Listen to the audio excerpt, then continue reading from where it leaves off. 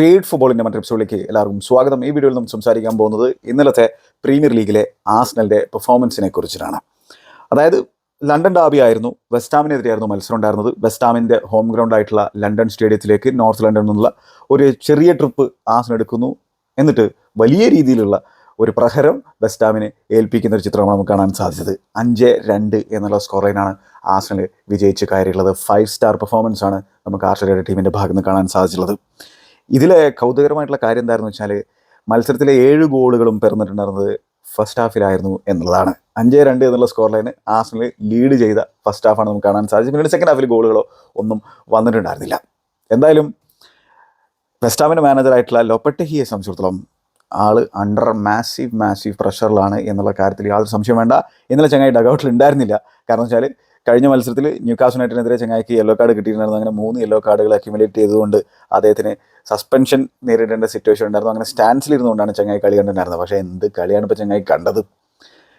Newcastle യുണൈറ്റഡിനെതിരെ Monday night ഫുട്ബോളിൽ Newcastle യുണൈറ്റഡിൻ്റെ home ഗ്രൗണ്ടിൽ 2-0 വളരെ ഇംപ്രസീവായിട്ട് ഒരു വിക്ടറി അവർക്ക് നേടിയെടുക്കാൻ സാധിച്ചിട്ടുണ്ടായിരുന്നു. അത് ചെറിയ രീതിയിലുള്ള ആശ്വാസമൊന്നും അല്ല ലോപ്പറ്റേക്ക് കൊടുത്തിട്ടുണ്ടായിരുന്നത്. പക്ഷേ വീണ്ടും മറ്റൊരു തരത്തിലുള്ള ഒരു ബിഗ് ലോസ് എന്ന് പറഞ്ഞാൽ ലോപ്പറ്റയെ സംബന്ധിച്ചിടത്തോളം കാര്യങ്ങൾ വീണ്ടും പ്രശ്നത്തിലാക്കിയിരിക്കുകയാണ്. പണി പോകാനുള്ള സാധ്യത വളരെ കൂടുതലാണ് ഒരു കോർണർ ടേൺ അറൗണ്ട് ചെയ്തിട്ടില്ലെങ്കിൽ.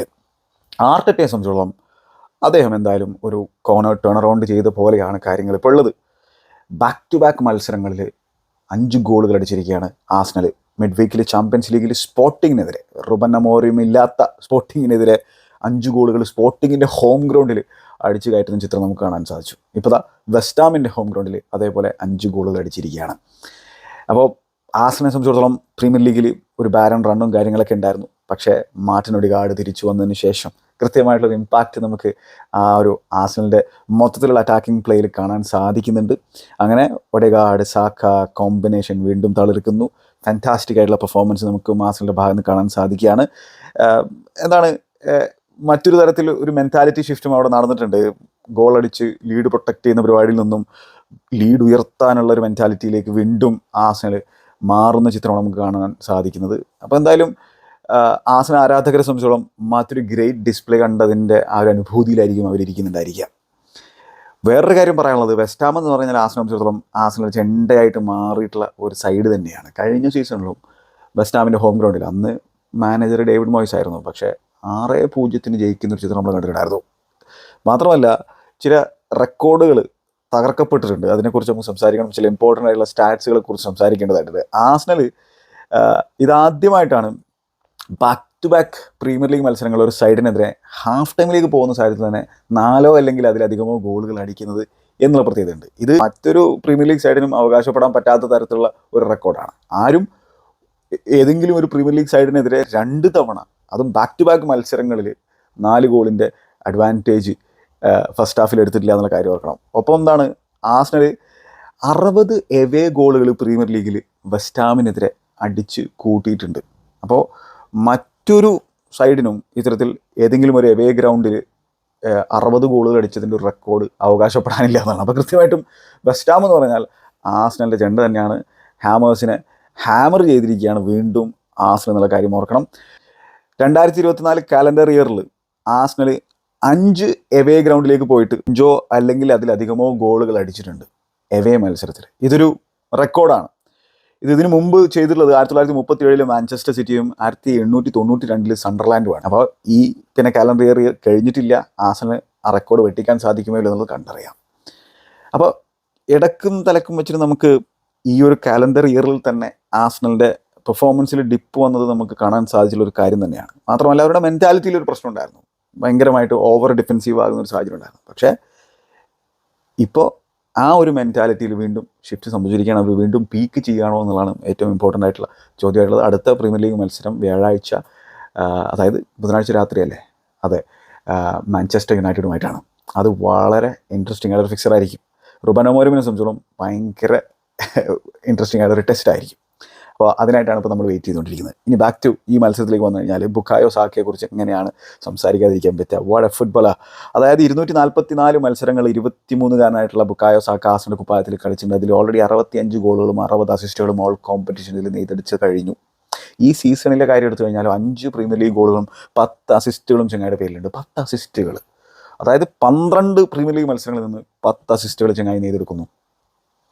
അതൊരു ഇൻക്രെഡിബിൾ സ്റ്റാറ്റാണ്. മാത്രമല്ല പ്രീമിയർ ലീഗിൻ്റെ ചരിത്രത്തിൽ ഏറ്റവും വേഗതയിൽ 10 അസിസ്റ്റുകളിലേക്ക് എത്തിയിട്ടുള്ള ആൾ മറ്റൊരു ആസ്നലിൻ്റെ പിന്നെ ഒരു ലെജൻഡറി പട്ടികയിൽ നമുക്ക് ഉൾപ്പെടുത്താൻ പറ്റുന്ന തരത്തിലുള്ള പ്ലെയർ തന്നെയാണ് മെസൂട്ട് ഓസിൽ. ആൾക്ക് 11 മത്സരങ്ങൾ കൊണ്ട് 10 അസിസ്റ്റുകളിലേക്ക് എത്തിയ ചരിത്രം പറയാനുണ്ട്. അതേപോലെ തന്നെ ആ ലിസ്റ്റിൽ ഹാരി കെയിൻ്റെ പേരുണ്ട്. നോർത്ത് ലണ്ടൻ റൈവൽസ് ആയിട്ടുള്ള സ്പേഴ്സിന് വേണ്ടിയിട്ടാണ് ചങ്ങായി കളിച്ചിട്ടുണ്ടായിരുന്നത്. പുള്ളിക്കാരനും 11 മത്സരങ്ങളിൽ നിന്ന് 10 അസിസ്റ്റുകൾ നേടിയെടുത്ത ചരിത്രമുണ്ട്.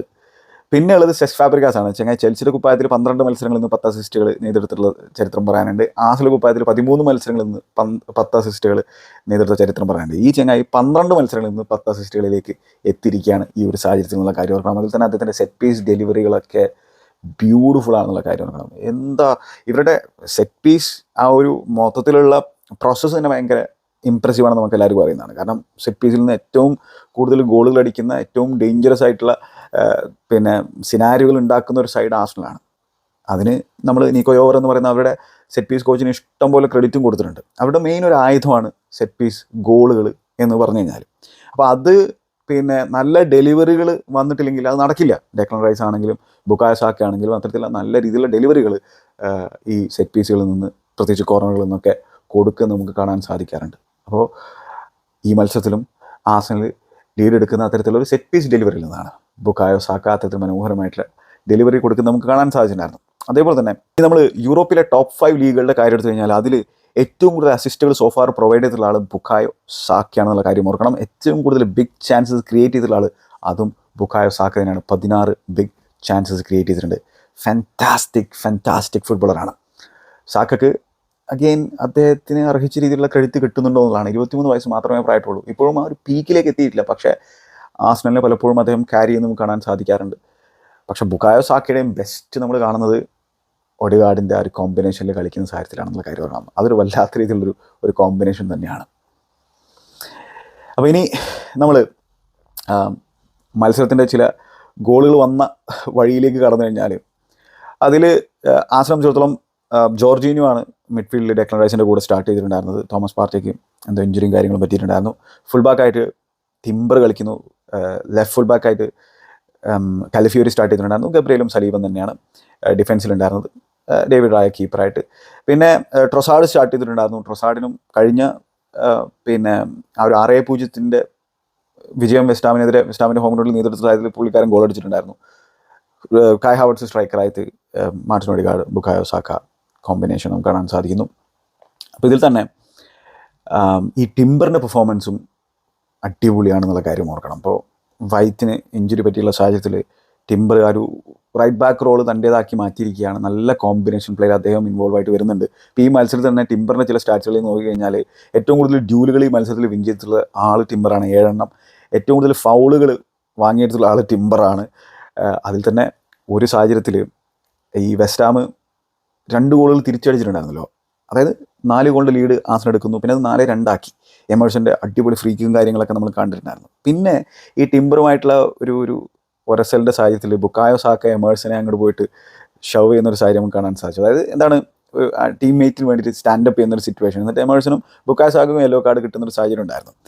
അപ്പോൾ അത് എനിക്ക് തോന്നുന്നത് ആ ഒരു അവസരത്തിൽ പിന്നെ വീണ്ടും ആർസണലിന് ആ ഒരു 5ാമത്തെ ഗോളിലേക്ക് പോകാനുള്ള ആ ഒരു ത്വര കൊടുത്തു എന്നുള്ളതാണ് എനിക്ക് തോന്നുന്നത്.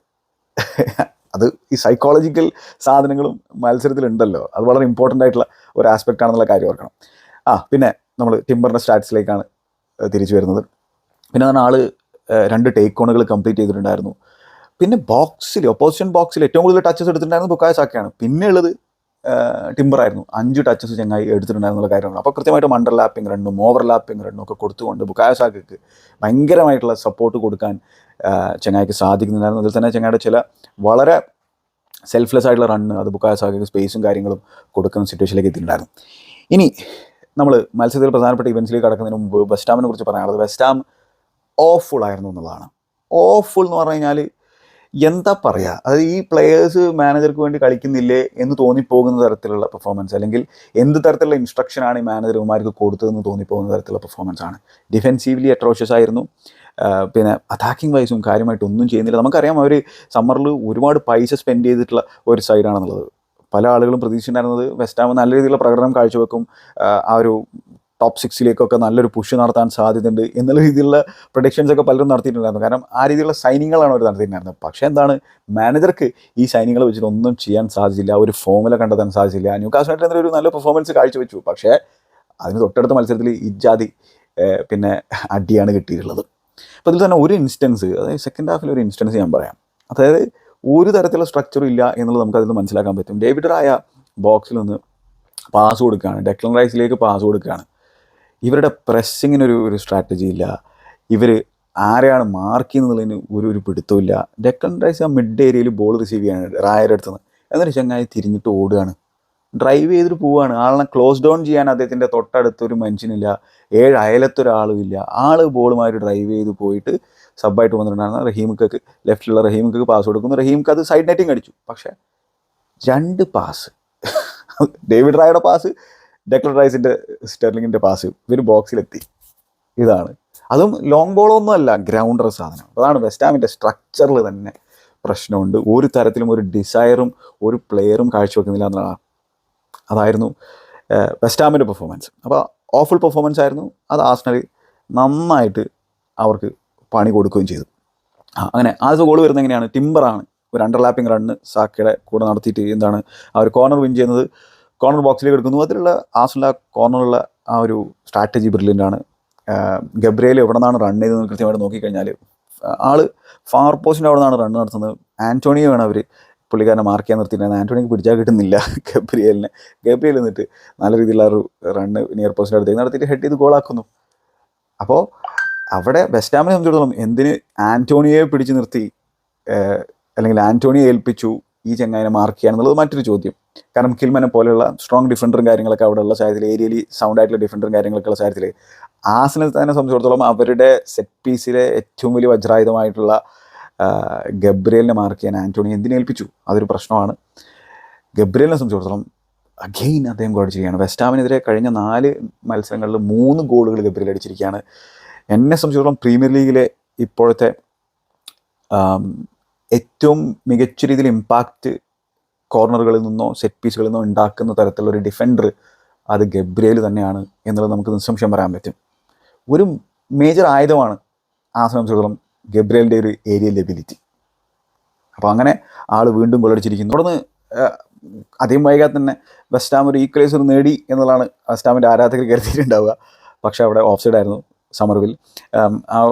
പിന്നെ എന്താ പറയുക, ആർസണലിൻ്റെ ഏരിയയിൽ ബോൾ അവിടെ പൊസിഷൻ നഷ്ടപ്പെടുന്ന ആ ഒരു സാഹചര്യത്തിൽ ജോർജിനിയോ ആണ്. എന്നിട്ട് അത് സമർവിൽ ഗോളടിക്കുന്നു. നല്ല രീതിയിലുള്ള ഫിനിഷാണ് അദ്ദേഹം കാഴ്ചവെച്ചിട്ടുണ്ടായിരുന്നത്. പക്ഷേ അവിടെ ഓഫ് സൈഡ് ആയിരുന്നു ചങ്ങായി. പിന്നെ എങ്ങനെയാണ് രണ്ടാമത്തെ ഗോൾ ആർസണൽ അടിക്കുന്നത്, അതിലുള്ള ആ സാക്ക ഓഡിഗാർഡ് കോമ്പിനേഷൻ കൃത്യമായിട്ട് നമുക്ക് കാണാൻ സാധിക്കുന്നുണ്ട്. വെസ്റ്റ് ഹാമിൻ്റെ ഡിഫെൻഡിങ് ഓവറോൾ മോശമാണ്. അങ്ങനെ സാക്ക ഓഡിഗാർഡിനെ പിക്ക് ചെയ്യുന്നു. എവിടെ ആ ഓഡിഗാർഡിൻ്റെ ആ ഒരു ഏരിയ ഉണ്ടല്ലോ, ആ ബോക്സിൻ്റെ പുറത്ത് ആ റൈറ്റ് ഹാഫ് സ്പേസിൽ അദ്ദേഹം നിൽക്കുകയാണ്. ഏക്കേഴ്സ് ഓഫ് സ്പേസ് ആണ്, ഇഷ്ടം പോലെ സ്പേസ്. ആരും ക്ലോസ് ഡൗൺ ചെയ്യുന്നില്ല. ആരെയാണ് അവർ ക്ലോസ് ഡൗൺ ചെയ്യാതിരിക്കുന്നത്? മാർട്ടിൻ ഓഡിഗാർഡിനെ. മാജിക് കാണിക്കൂലേ? കാണിച്ചു. അവിടെ ആൾ എന്ത് ചെയ്തെന്ന് വെച്ചാൽ ബുക്കായോ സാക്കയുടെ ബോക്സിലേക്കുള്ള റണ്ണ് മനോഹരമായിട്ടൊരു ലോഫ്റ്റഡ് ബോൾ ഇവിടെ പിക്ക് ചെയ്യുന്നു. ബുക്കായോ സാക്ക എന്താണ് ഒരു സിമ്പിൾ ടാപ്പിൻ ഗോളാണ് ട്രൊസാർഡ് ഹംസോൾ അടിക്കാൻ സാധിച്ചത്. വാംബസാക്ക ട്രൊസാർഡിനെ അവിടെ കണ്ടുപോലുമില്ല. അതാണ് വേറൊരു കാര്യം. വാംബസാക്കയുടെ 1v1 ഡിഫെൻഡിങ് ഒക്കെ അടിപൊളിയാണ്. പക്ഷേ ഇത്തരത്തിൽ ബാക്ക് പോസ്റ്റിലൂടെ ആരെങ്കിലും റൺ ചെയ്താലോ അല്ലെങ്കിൽ പുറകിലൂടെ ആരെങ്കിലും റൺ ചെയ്താലോ അത് കാണാൻ അല്ലെങ്കിൽ അത്തരത്തിൽ അത് സെൻസ് ചെയ്യാനുള്ള ഒരു കഴിവില്ലാത്തൊരു പ്രശ്നം വാംബസാക്കൊക്കെ ഉണ്ട്. ഈ ഗോൾ വരുന്നത് 27ാമത്തെ മിനിറ്റിലാണ്. അതുവരെ കോമ്പീറ്റ് ചെയ്യാനുള്ള ശ്രമം വെസ്റ്റ് ഹാമിൻ്റെ ഭാഗത്തുണ്ടായിരുന്നു. അതിനുശേഷം പിന്നെ ഒന്നുമില്ല. കാരണം ഉടനെ തന്നെ ഒരു പെനാൽറ്റി കൺസീഡ് ചെയ്യുന്നു. അവിടെ 2 മിനിറ്റ് കഴിഞ്ഞപ്പോൾ മറ്റൊരു ഗോൾ കൺസീഡ് ചെയ്യുന്നു. 36 മിനിറ്റ് കഴിഞ്ഞപ്പോൾ തന്നെ 4-0 ലീഡ് ആർസണലുണ്ടായിരുന്നു. അപ്പോൾ മൂന്നാമത്തെ ഗോൾ എങ്ങനെയാണ് വരുന്നത്, പെനാൽറ്റി എങ്ങനെയാണ് വരുന്നതെന്ന് വെച്ചാൽ അതിൽ അഗെയിൻ ബുക്കായോ സാക്കയുടെ നിമ്പിൾ ഫീറ്റ് പിടിച്ചാൽ കിട്ടുന്നില്ല. എമേഴ്സൺ ആളിനെ ഡിഫെൻഡ് ചെയ്യാൻ പറ്റുന്നില്ല. ബോക്സിലേക്ക് കട്ട് ഇൻസൈഡ് ചെയ്ത് വരുന്നു. നമ്മുടെ പക്വറ്റ പുറകിലേക്ക് വന്നിട്ട് എന്താണ് ഫൗൾ ചെയ്യുകയാണ്. ബോക്സിലേക്ക് വന്നിട്ട് സാക്കയെ ഫൗൾ ചെയ്യുന്നു. വളരെ കാഷ്വൽ ആയിട്ടുള്ള ടാക്കിൾ. അങ്ങനെ സാക്കയാണല്ലോ പെനാൽറ്റി ടേക്കർ, പക്ഷേ ഒഡെഗാർഡിന് കൊടുക്കുന്നു. കാരണം ഒഡെഗാർഡ് ഈ സീസണിൽ ഇഞ്ചുറി ഹിറ്റായിട്ടുള്ളൊരു സീസണാണ്. പ്രീമിയർ ലീഗിൽ ഇതുവരെ ഗോൾ അടിച്ചിട്ടില്ല. അദ്ദേഹം അത് ഒഡെഗാർഡിന് കൊടുക്കുന്നു. ഒഡെഗാർഡ് അത് ഫിനിഷ് ചെയ്യുന്നു. ഫാബിയാൻസ്കി കറക്റ്റ് സ്ഥലത്തേക്കാണ് ഡൈവ് ചെയ്തിട്ടുണ്ടായിരുന്നത്, പക്ഷേ ഗുഡ് പെനാൽറ്റി ആയിരുന്നു. ഗ്രൗണ്ടറാണ് അടിച്ചിട്ട് കയറ്റിയിട്ടുണ്ടായിരുന്നത്. അങ്ങനെ 3-0 ലീഡ്. ഇനി 4ാമത്തെ ഗോൾ എങ്ങനെയാണ് അടിക്കുന്നത് വെച്ചാൽ, ആസ്നൽ പക്വത്തെയാണ് പൊസഷൻ നഷ്ടപ്പെടുന്നത്. ഓൾറെഡി ഒരു പെനാൽറ്റി കൺസീഡ് ചെയ്തിട്ടുണ്ട്. വളരെ കാഷ്വലായിട്ട് പൊസഷൻ നഷ്ടപ്പെടുന്നു. ജോർജിനോയാണ് ഇൻ്റർസെപ്റ്റ് ചെയ്യുന്നത്. വളരെ കാഷ്വലായിട്ട്. എങ്ങനെയാണ് ഈ പക്വത്തെയൊക്കെ വെസ്റ്റ് ഹാം ഫാൻസ് സഹിക്കുന്നത്? കാരണം ഒരു തരത്തിലുള്ള ഡിസയറും ഇല്ല. ആർക്കോ വേണ്ടി കളിക്കുന്ന പോലെയാണ് നമുക്ക് കാണാൻ സാധിക്കുന്നത്. ബാഡ്ജിന് വേണ്ടി കളിക്കുന്നേ ഇല്ല എന്ന് നമുക്ക് കൃത്യമായിട്ട് കാണാൻ പറ്റുന്നുണ്ട്. എങ്ങനെയാണ് അവ സഹിക്കുന്നത്? അപ്പോൾ അങ്ങനെ പുള്ളിക്കാരൻ പൊസിഷൻ നഷ്ടപ്പെടുന്നത്. ട്രൊസാർഡിലേക്ക് എത്തുന്നു. വളരെ ഹൈലൈനാണ് വെസ്റ്റ് ഹാം കീപ്പ് ചെയ്യുന്നത്. അതിൽ കിൽമാനൊക്കെ സംബന്ധിച്ചിടത്തോളം പേസ് ഒന്നും ഇല്ലാത്ത, റിക്കവറി പേസ് ഇല്ലാത്തൊരു പ്ലെയറാണ്. ഹൈലൈൻ കീപ്പ് ചെയ്ത് കഴിഞ്ഞാൽ എന്താണ് പൊസഷൻ ഉണ്ടാവുമെന്ന് കരുതിയിട്ടാണ് ഹൈലൈൻ കീപ്പ് ചെയ്യുന്നത്. പക്ഷേ പണി കിട്ടി. ഒരു ലോങ് ബോൾ കൊടുക്കുന്നു, കായ് ഹാവർട്സ് ഓടുന്നു. കിൽമാനെ സംബന്ധിച്ചോളം മോശം ഡിഫെൻഡിങ് ആണ്. ആൾ ഗ്രൗണ്ടിലേക്ക് അത് വിൻ ചെയ്യാനുള്ള ശ്രമം നടത്തി. അവിടെ സ്റ്റേ ഓൺ ചെയ്തിരുന്നെങ്കിൽ പിന്നെയും ബെറ്റർ ചാൻസ് ഉണ്ടാകുമായിരുന്നു, അല്ലെങ്കിൽ സ്റ്റാൻഡ് ഓൺ ചെയ്തിരുന്നെങ്കിൽ. ഇല്ല, കായ് ഹാവർട്സ് ഈസി ഫിനിഷ് ചെയ്യുന്നു. 1v1 സിറ്റുവേഷനിൽ 4-0 എന്നുള്ള സ്കോർ ലൈന് ആസ്നൽ ലീഡ് ചെയ്യാണ്. അപ്പോൾ മൊത്തത്തിൽ ദുരന്തം പെർഫോമൻസ് വെസ്റ്റ് ഹാമിൻ്റെ ഭാഗത്ത് നിന്ന്. പക്ഷെ അവിടെ നിന്ന് പെട്ടെന്ന് എവിടെ നിന്നോ ഒരു എനർജി അവർക്ക് കിട്ടുകയാണ്. അവിടെ നിന്ന് പിന്നെ 4 മിനിറ്റിനുള്ളിൽ 2 ഗോളുകൾ വെസ്റ്റ് ഹാം അടിക്കുന്നു. അതിൽ തന്നെ വംബസാക്കയുടെ ഗോളിൽ കാർലോസ് സോളറിൻ്റെ pass, through ball, what a ball man. അധികം ആളുകൾ ചിലപ്പോൾ അതിനെക്കുറിച്ച് സംസാരിക്കില്ല. അതൊരു രക്ഷയില്ലാത്ത ബോളാണ് ആ ത്രൂ ബോൾ. വംബസാക്ക മനോഹരമായിട്ട് ഫിനിഷ് ചെയ്യുന്നു. അദ്ദേഹം കഴിഞ്ഞ മത്സരത്തിലും ഗോൾ അടിച്ചിട്ടുണ്ടായിരുന്നു. അപ്പോൾ അതിനുശേഷം പിന്നെ ഒരു free kick edge of the ബോക്സിൽ അവർ വിൻ ചെയ്യുന്നു. പക്വത്തെ ഫൗൾ ചെയ്തതിനാണ്, ഡെക്ലൻ റൈസ് ഫൗൾ ചെയ്തതിന്. എമേഴ്സൻ്റെ beautiful free kick, fantastic free kick, റായ്ക്ക് ചാടി നോക്കി കിട്ടിയില്ല. അങ്ങനെ 2 ഗോളുകൾ തിരിച്ചടിക്കുന്നു. പിന്നെയാണ് ആ ബുക്കായ സാക്ക എമേഴ്സൺ ഇൻസിഡൻറ്റ് നമ്മൾ കണ്ടിട്ടുണ്ട്. 2 പേർക്ക് യെല്ലോ ഒക്കെ കിട്ടിയിട്ടുണ്ടായിരുന്നു. അങ്ങനെ ഫസ്റ്റ് ഹാഫിൽ 50ാമത്തെ മിനിറ്റിൽ, ഫസ്റ്റ് ഹാഫിലെ ഇഞ്ചുറി ടൈമിലാണ് ബുക്കായ സാക്ക മത്സരത്തിലെ 5ാമത്തെ ഗോൾ അടിക്കുന്നത്. അഗെയിൻ പെനാൽറ്റി വിൻ ചെയ്തിട്ടുണ്ടായിരുന്നു. കോർണറിൽ നിന്ന് തന്നെയാണ് ആ പെനാൽറ്റി ആസ്നലിന് കിട്ടിയിട്ടുണ്ടായിരുന്നത്. കോർണർ ബോക്സിലേക്ക് വരുന്നു. പിന്നെ ഗബ്രിയേൽ ഹെഡ് ചെയ്യാൻ ശ്രമിക്കുന്ന സാഹചര്യത്തിൽ നമ്മുടെ ചെങ്ങായി ഫാബിയാൻസ്കി മോന്തക്ക് ഇടിച്ചു. ബോൾ ഇടിച്ച് കളയാൻ ശ്രമിച്ചാണ്. അത് ഗബ്രിയേലിൻ്റെ മോന്തക്കാണ് കൊണ്ടുവരുന്നത്. ഇത്തരത്തിൽ പലപ്പോഴും ഈ കീപ്പർമാരെന്തെങ്കിലും ചെയ്തു കഴിഞ്ഞാൽ പെനാൽറ്റി കൊടുക്കുന്നത് നമ്മൾ കാണാറില്ല. പക്ഷെ ഇവിടെ ആൻ്റണി ടൈലർ കൊടുത്തത് റൈറ്റ് ഡിസിഷൻ തന്നെയാണ്. കാരണം മോന്തടിച്ച് പൊളിച്ചിട്ട് പിന്നെ പെനാൽറ്റി കൊടുക്കാതിരുന്നിട്ട് കാര്യമില്ലല്ലോ. അങ്ങനെ 5-2 എന്നുള്ള സ്കോർ ലൈന്. അങ്ങനെ സെക്കൻഡ് ഹാഫ് തുടങ്ങിയുള്ള സാഹചര്യം തന്നെ ഒരു ചേഞ്ച് വരുത്തിയിട്ടുണ്ടായിരുന്നു നമ്മുടെ ലൊപ്പട്ടെഹി സ്റ്റാൻസിലിരുന്നുകൊണ്ട്. എഡ്സൺ അൽവാരസിനെ കൊണ്ടുവരുന്നു. എന്നിട്ട് സമർവെല്ലിനെ പിൻവലിക്കുന്നു, ഒരു അറ്റാക്കിംഗ് പ്ലെയറിനെ പിൻവലിക്കുന്നു. ഡാമേജ് ലിമിറ്റേഷൻ്റെ ഒരു പരിപാടിയാണ്. പിന്നെ എന്താ ചെയ്യുന്നത് വെച്ചാൽ നമ്മുടെ വംബസാക്ക പിന്നെ സൈഡ് സ്വിച്ച് ചെയ്തു. കാരണം വെച്ചാൽ ഈ ബുക്കായ സാക്കയുടെ ത്രെട്ട് നെഗേറ്റ് ചെയ്യാൻ വേണ്ടിയിട്ടൊക്കെയാണ്. പിന്നെന്താണ്, ആൻ്റോണിയുടെ ഒരു ഓപ്പർച്യൂണിറ്റി, ആസ്നൽ കുറേ ചേഞ്ചസ് വരുത്തി. കിവിയോറിനെ കൊണ്ടുവരുന്നു, സിൻചുങ്കോയെ കൊണ്ടുവരുന്നു, ജസൂസിനെ കൊണ്ടുവന്നായിരുന്നു. ഒഡിഗാർഡിന് റെസ്റ്റ് കൊടുത്തിട്ട് ബുക്കായ സാക്കയെ പിൻവലിക്കുന്നു, റഹീമൊക്കെ കൊണ്ടുവരുന്നു. വെനേരിക്ക് വീണ്ടും കുറച്ചുകൂടെ മിനിറ്റ്സ് കൊടുക്കാമായിരുന്നതാണ് എനിക്ക് തോന്നുന്നത്. കഴിഞ്ഞ മത്സരത്തിലും ലേറ്റ് ആയിട്ടാണ് ചങ്ങാൻ ഇൻട്രൊഡ്യൂസ് ചെയ്തത്. ഈ മത്സരത്തിലും എന്താണ് 85ാമത്തെ മിനിറ്റിലാണ് ഇൻട്രൊഡ്യൂസ് ചെയ്തത്.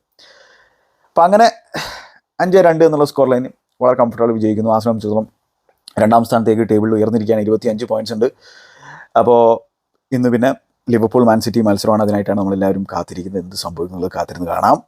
അതാണ്. പിന്നെ ചെൽസിയുടെ മത്സരമുണ്ട് സ്വാഭാവികമായിട്ടും.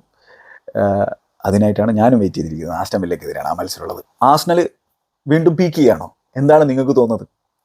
ആസ്റ്റൺ ഫാൻസ് സംബന്ധിച്ചോളം ഇന്ന് ലിവർപൂൾ പോയിൻറ്റ്സ് ഡ്രോപ്പ് ചെയ്യണമെന്നായിരിക്കും അവരുടെ ആഗ്രഹം ഉണ്ടായിരിക്കുക. പക്ഷേ മാൻ സിറ്റിക്ക് കോൺഫിഡൻസ് തിരിച്ചു കിട്ടിക്കഴിഞ്ഞാൽ അതും പണിയാകും. അത് വേറെ കാര്യമാണ്. അപ്പോൾ ഒരു ട്രിക്കി സിനാരിയാണ്. പക്ഷെ എന്തായാലും മാർട്ടിൻ ഒഡിഗാർഡ് എന്ന് പറയുന്ന നോർവീജിയൻ ചെങ്ങായി എത്ര ഇമ്പോർട്ടൻ്റ് ആയിട്ടുള്ള പ്ലെയറാണ് ആസ്നലിനെ സംബന്ധിച്ചിടത്തോളം എന്നുള്ളത് വീണ്ടും വീണ്ടും തെളിയിച്ചുകൊണ്ടിരിക്കുകയാണെന്നുള്ളതാണ് നമ്മൾ മനസ്സിലാക്കേണ്ടതായിട്ടുള്ള സംഭവം. വെരി വെരി ഇമ്പോർട്ടൻറ്റ് പ്ലെയറാണ് ചെങ്ങായി. അതാണ് ആസ്നലിലെ VVIP ആണ് മാർട്ടിൻ ഒഡിഗാർഡ്. മറ്റൊരു അധ്യായത്തിൽ നമുക്ക് വീണ്ടും കാണാം. Good bye.